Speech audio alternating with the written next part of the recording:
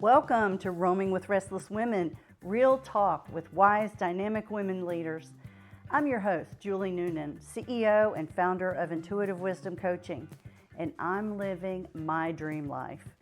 I live and work in my RV, coaching senior women leaders as they navigate corporate politics, family drama, and personal goals to live their own dream lives.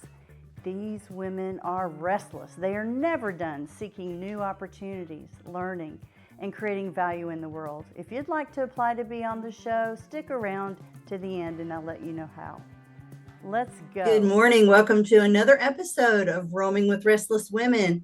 Today I have with me Connie Allaire. So Connie, I'm going to ask you to introduce yourself. Tell us where you are right now, which is kind of cool. And then we'll keep going with our interview. All right, that sounds good. But first and foremost, I'd like to say thank you so much, Julie, for interviewing me. It's given me great pleasure to share this and get an opportunity to share and learn from other women that are in their careers and some of the strengths and weaknesses or things that they've experienced. A little bit about myself. My name is Clydeaallaire, and yes, my dad's name was Clyde, and my last name is Allaire, but I go by Connie. And a short story about that, I go by Connie because every time we got in the classroom, no one could pronounce my name, no one being the teacher.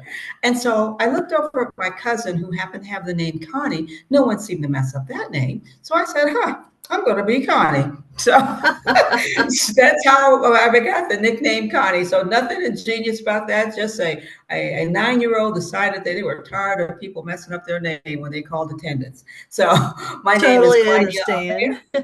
My name is Clydeaallaire, so please call me Connie. A little bit about myself, just real briefly. I am a 20-year veteran, or well, I would say 20 plus years. I did 20 plus years in the United States Army. I traveled all over the world, spending at least 20 of those 24 plus years overseas. So I've lived in Germany, I've traveled abroad, as far as going to Korea, different areas like that. Right now, I am retired from the military, and I'm probably going to date myself, so don't try to do the math here. But I've also retired from the civil service government. I only did 10 years. So I did 10 years with the federal government, and I am now currently a founder and owner of Allaire's Management Consulting Firm, which is an IT consulting firm located in Arlington, Virginia, as well as a new branch office we opened in San Antonio, Texas. In IT, information technology, like I said to you earlier, Julie, I am not an expert, or my company will not claim to be able to do all and be all of IT. As we say in the profession, you're only as good as the last time you talked, and technology has a life expectancy of 6 months. Yeah. So yes. Our core area of expertise is in IT auditing. That's to ensure that you are doing what you're supposed to do if you work for the government or the private sector that governs rules and regulations that we currently have. Also policies, and we also do testing, which we call pen testing, to ensure that you can minimize your vulnerabilities. I've been, the company is about 8 years old now. Well, no, I mean, not really. Well, I started it 8 years ago. To be honest, I didn't actually go full time until COVID. Believe it or not, I left the government during COVID and started my business full time. So that's a mouthful in itself. So that's a little bit about myself. My husband is also retired military, and we have 3 adult children. Very cool. So tell me a little bit, Connie, about some of the challenges that you face as a single entrepreneurial woman. Not single, but an entrepreneur. Well, some of the challenges, number one, is being a woman in business. That's a challenge all by itself. Yeah. Being a woman in a male-dominated career field such as information technology is another challenge. And then, of course, being a senior entrepreneur, ageism. Those are 100%. 3 things that I have encountered. But I've learned to persevere through those and to meet those challenges, depending on what the environment is, but to prepare myself. I think the best asset or best thing that I've done in meeting those challenges is go in the event or go into the situation prepared. And going in and as a woman business owner, selling is also different. Can you talk Mhm. to me a little bit about kind of you're selling to government entities primarily? No, my goal and mission for my company is to have a diversified portfolio. Mm-hmm. And before I left the government full time, I started my business part time. And that meant that I could not bid on government contracts. I had to work Right. purely with commercial and private industry. And so I got a majority of the business past performance through commercial entities, i.e., training, auditing for different banks, and different things like that. So we have a diversified portfolio. Mm-hmm. And how have you found bidding on government projects? Well, it's challenging, and even if you come with 24 years of experience as an active duty officer, having worked at the Pentagon and the White House, there's still challenges with that acquisition process. It's an ever-growing thing. I do find that that has helped with those challenges, having that government acquisition background, because it's totally Yes. separate from what the commercial does. I mean, so, if you want to Yeah, eat, for lack of another word, as a business, you really got to learn how to work in the commercial sector because they work faster. they do. They absolutely do. And I worked for the state of Tennessee. I've never worked for the federal government, but I have worked for state entities. So I totally understand the procurement process as far as it takes much longer. There is much more rigor and it takes perseverance for sure. Tell me a little bit about what you would say to women-owned businesses who are trying to get government contracts or to get a piece of that pie, if you will. What advice would you have for them? My advice for them would be it's a marathon, not a sprint. Yeah. It's about networking. The government's very risk averse, and have a diversified portfolio. Don't Mhm. Yes, government contracts are very lucrative and they're long term in most cases. There'll be a 3 year with a 5 year option year, but things happen such as COVID. So you should not just totally depend on that one contract or that one effort. So that would be my recommendation. And so when you talk about networking, I know that there are rules around when you can actually approach a procurement officer or make those relationships. How would you say is the best way to go about making those relationships if you don't even have an in at the beginning? Oh, yeah, that's a very good question. I would start if I was a commercial entity. I would go to the SBA events, Mm-hmm. conferences, breakfasts. For example, in San Antonio, when I was expanding the business in the San Antonio area, I didn't have any contracts or uh, relationships with anyone in particular in the San Antonio area. I knew that's where I wanted to retire. So the first thing I did was reach out to SBA, got on their mailing list and found out when they were having breakfasts and conference and things like that, Mm-hmm.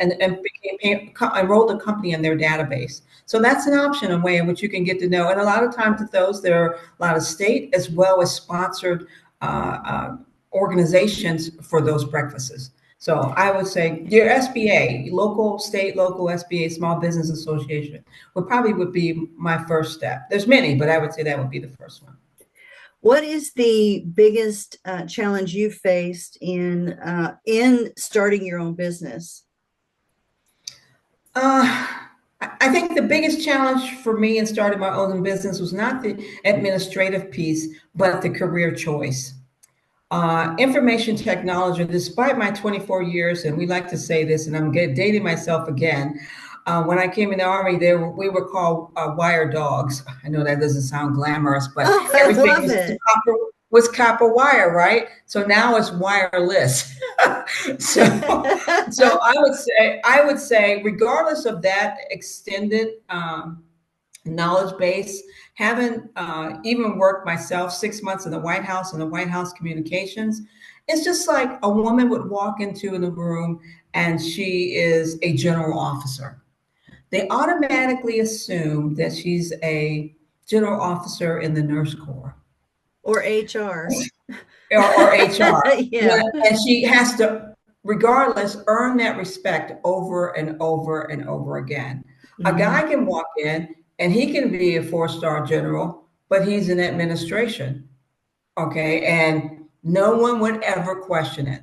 So I Mm-hmm. find that that is a ever-going challenge, regardless of how, how prosperous or how advanced or how much growth is in that career field of information technology. When they see the face of a woman, you can rest assured your knowledge base will be challenged. So be prepared for that. And you have to be a lifetime learner, because that applies to anybody who's in that career field. IT has a short life expectancy.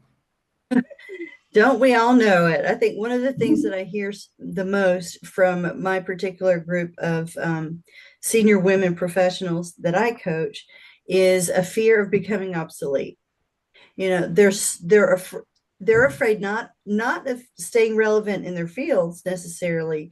They're afraid of not being able to keep up technologically with everything, all the opportunities that are now available. And they're trying to find the easiest way to learn about those things without losing face. So a lot of times I'll put them together with a junior member of the team and say, listen, y'all are mentoring each other. It's a reverse mentoring situation. You're going to teach them your wisdom, your experience, the things that you've experienced and how you solved it as part of their growth journey, their career journey. But by the same token, they're going to help you out when you have something that you don't understand, either from a technology perspective or social media, or, some of these things that we didn't grow up with. So it really works very well when you build that trusting relationship between the two. Mm-hmm. That sounds very good. I think that's a great approach. This episode is sponsored by me. So as a special gift to you, our listeners, I offer a free one-on-one 15-minute breakthrough session. Bring a problem and an experience how coaching works to see if it could be of value to you. Sign up for an available time on my website, intuitivewisdomcoach.com. So how about when you said your career transition was challenging, what about that particularly, besides, the ageism and being a woman in a man industry, was there anything else that was really challenging about it for you? Well, everything has been challenging. It's just a level of challenge. Oh, there you go. Yeah. It's just a level. Some are harder than others. I think the best response or best way to answer that is, what became my pivotal point? Where was the challenging ending, or what? Had I peaked out? What do I do? Well, when I came back from the White House, normally that career development assignment, had I been a male, and I'm just putting it out there, would automatically pulted me up to the next level, right? I mean, how far can you go? And this was during the Obama administration. But when I came back, guess where they placed me? In budgeting. They said, this is going to make you a well-rounded, marketable IT professional, because now the acquisition part of it, and people are going to seek after you. So basically, I think my biggest challenges was taking control of my own destiny. I could sit there and let someone else decide, even after being selected to be the top of the top. I was the only DOD, Department of Defense selectee at the White House from DOD. But I came back and they put me in the budget office and tried to convince me that was going to be better for my career. So I say the pivotal point, the most challenging thing was making the decision for myself and where I wanted to go next, or let someone else determine what my career is going to be going forward. I can't tell you how many times I have heard that from women who are appearing on my podcast. So that's a huge word of wisdom there for the rest of everybody. Don't let anybody tell you what your career journey needs to be. You decide. But ask for opinions. That gives you opportunities. Ask the people that you admire who are around you and you perceive that they're doing a great job, they're a great human being, They care about people. They care about, doing an excellent work or a product, if you will. Ask them, hey, I have these kinds of skills. Just brainstorm with me. It doesn't mean you have to do it all alone, but you definitely need to be the one in charge.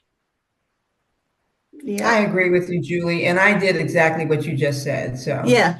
it was definitely part of my decision-making process. How did your grown children acclimate to, you know, watching you get your own business together and that sort of thing? How were they responding to that?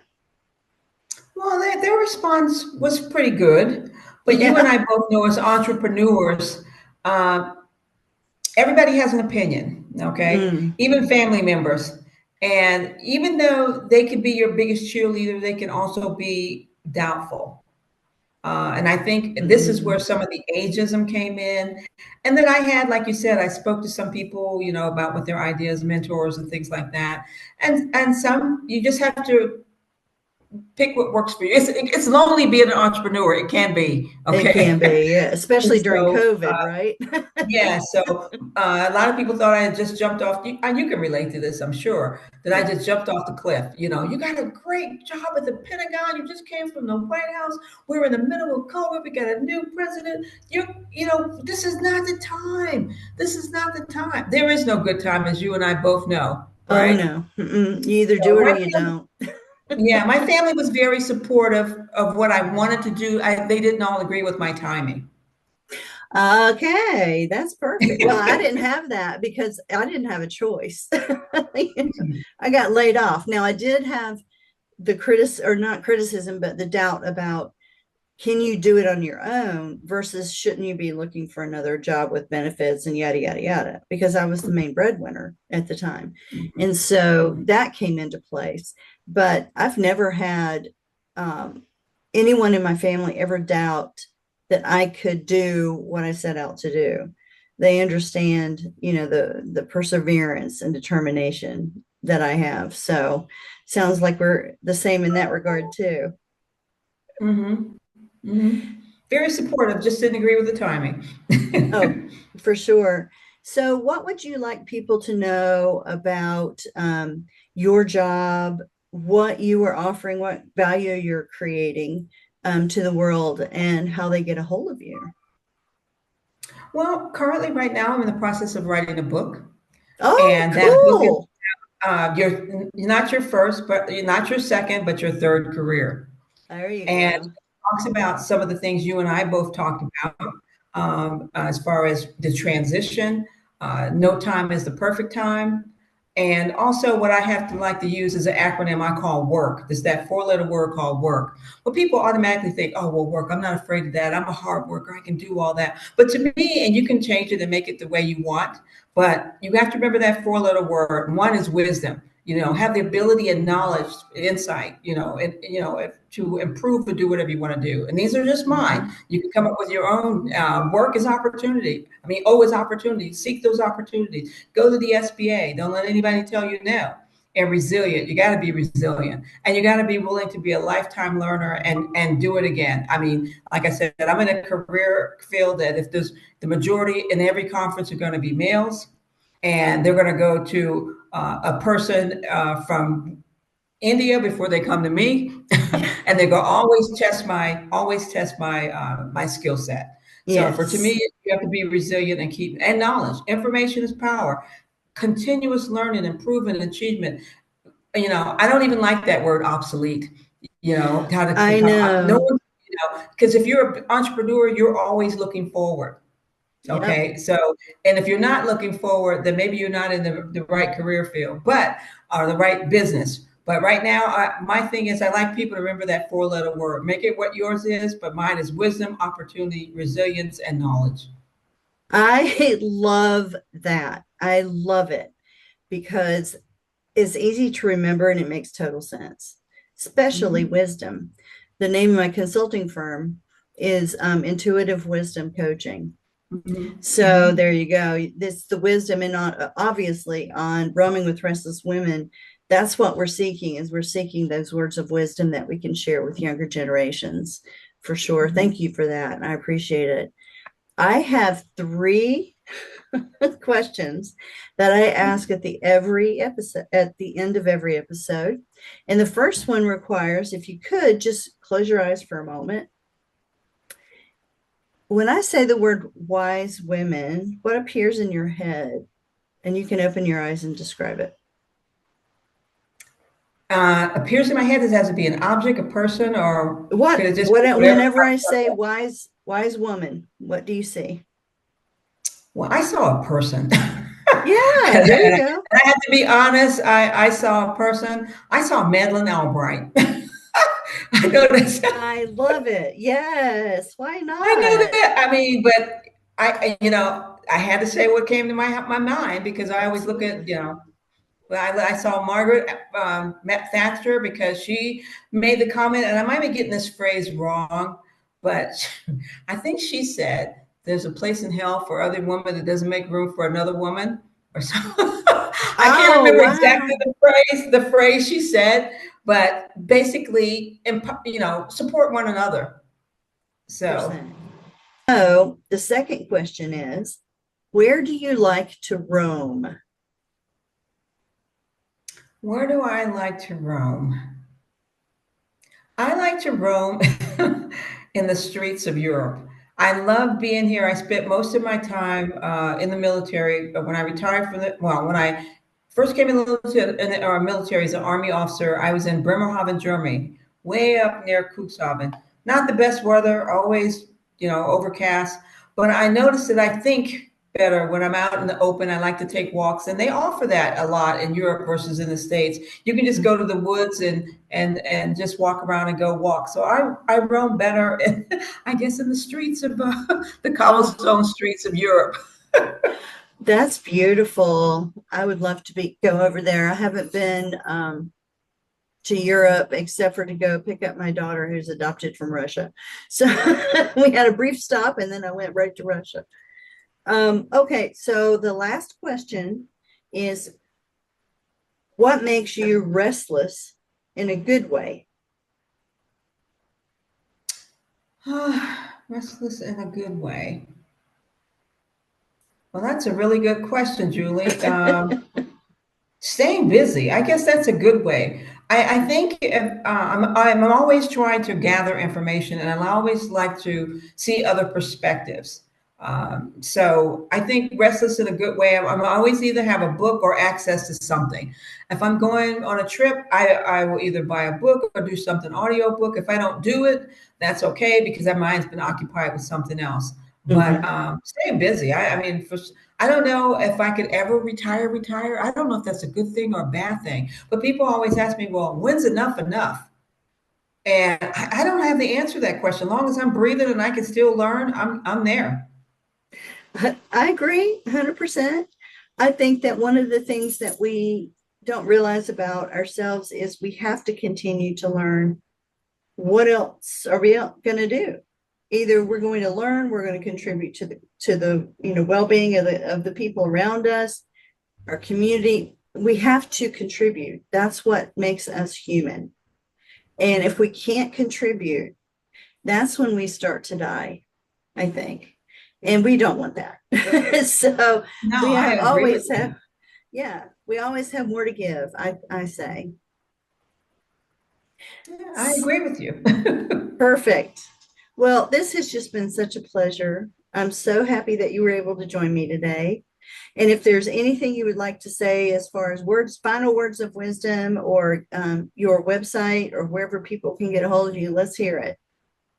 Yes, you can reach me on my website at allairesconsulting.com. That's ALLAIRE at allairesconsulting.com. And my last word of wisdom is, I would just say, never stop learning. And one thing I wasn't going to mention, but you made me think about it, is when you said that, initially how we came in, because we had no role models on how to behave before. And that the pyramid was not, very narrow at the bottom. Now the Mm. pyramid is a little wider at the bottom and narrow at top. And I think your podcast will help us broaden that top, where we have more women emerging and helping one another. So with that, Julie, I really appreciate your interview today, and I've Thank you. really enjoyed talking with you.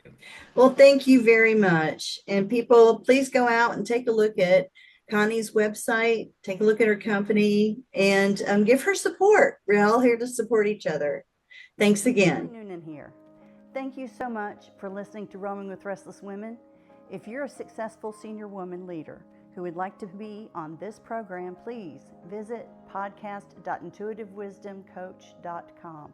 If you enjoyed this interview, please share this episode on social media and make sure to subscribe so you don't miss any future episodes. Your thumbs ups and reviews go a long way.